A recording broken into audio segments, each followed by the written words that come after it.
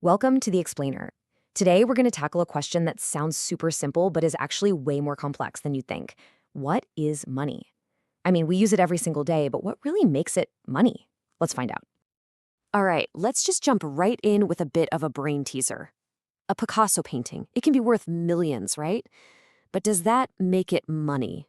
Keep that question rattling around in your head as we dive in. Okay, so to figure out that whole Picasso thing, we got to back up a step.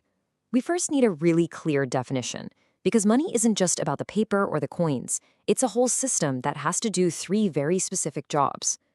So what does something need to do to get into the exclusive money club? Well, first, it has to be a medium of exchange.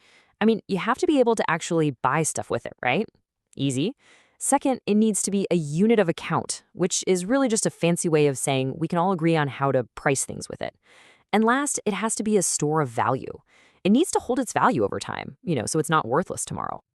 Okay, let's put this theory to the test. A US penny? Yep, checks all three boxes. It's money. What about a Mexican peso, say, if you're in the US? Well, it holds value, sure, but try buying your morning coffee with it. Good luck. It's not a medium of exchange here, so nope. And that brings us back to the Picasso.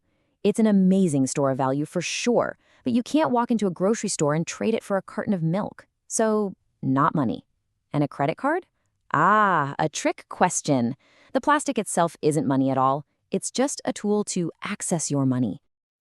Okay, so now we know what money is, or at least what it's supposed to do. But that opens up a whole new can of worms. Who decides how much of this stuff is actually floating around? Who's turning the knobs? Well, here in the US, the big boss of money is the central bank. You've definitely heard of them, the Federal Reserve, or what pretty much everyone just calls the Fed.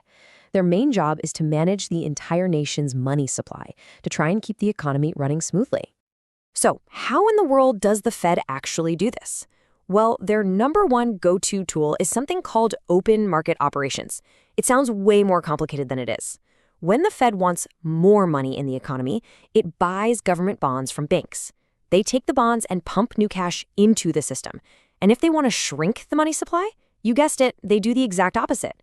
They sell bonds to the banks, which sucks that money right back out of the economy. But hey, open market operations aren't the only trick up their sleeve. They can also change the reserve requirement. That's just the amount of cash banks legally have to keep locked up. Lower that, and suddenly banks have more to lend out.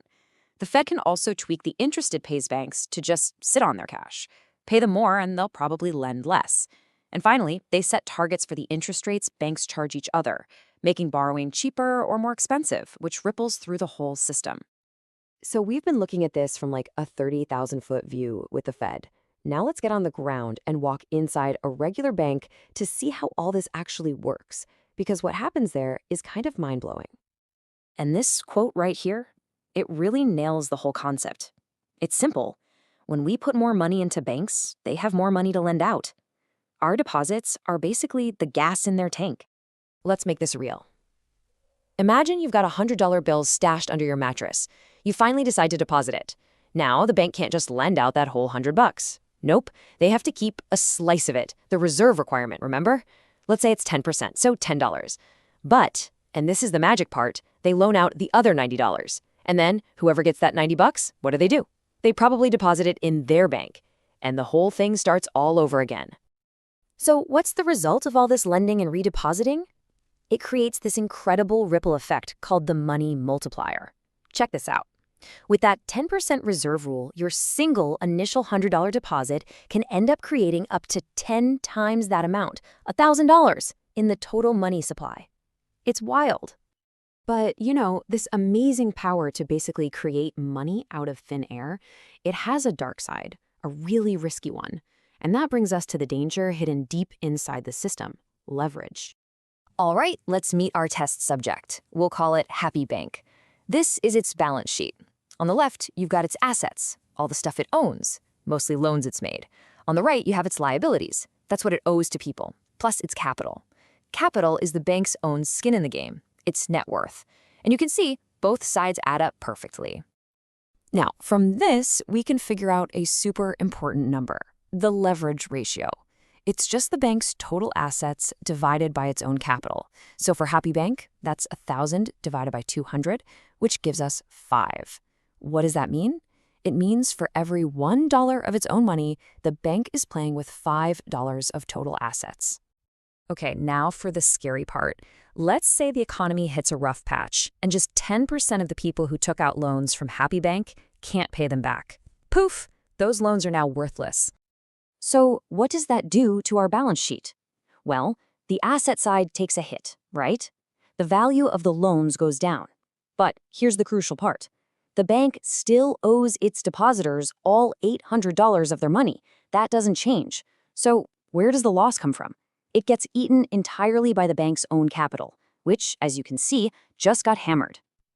And this right here is where you see the terrifying power of leverage in action. A 7% drop in total assets don't sound that bad, does it? But look what it did to the bank's capital. It wiped out 35% of it. The loss got magnified by 5 times, which, hey, what do you know? That's the same as its leverage ratio. This is leverage. It's like a magnifying glass for money. It makes the good times great, but it makes the bad times absolutely devastating. A tiny little dip in asset value can trigger a massive, potentially fatal drop in a bank's capital. And that leaves us with the big, multi-trillion-dollar question. We've seen what happens to one little bank, but what happens when this is going on everywhere all at once? How does this massive, interconnected web of leverage threaten the entire global economy? That's the question that keeps economists and world leaders up at night, and it's the ghost in the machine behind almost every major financial crisis.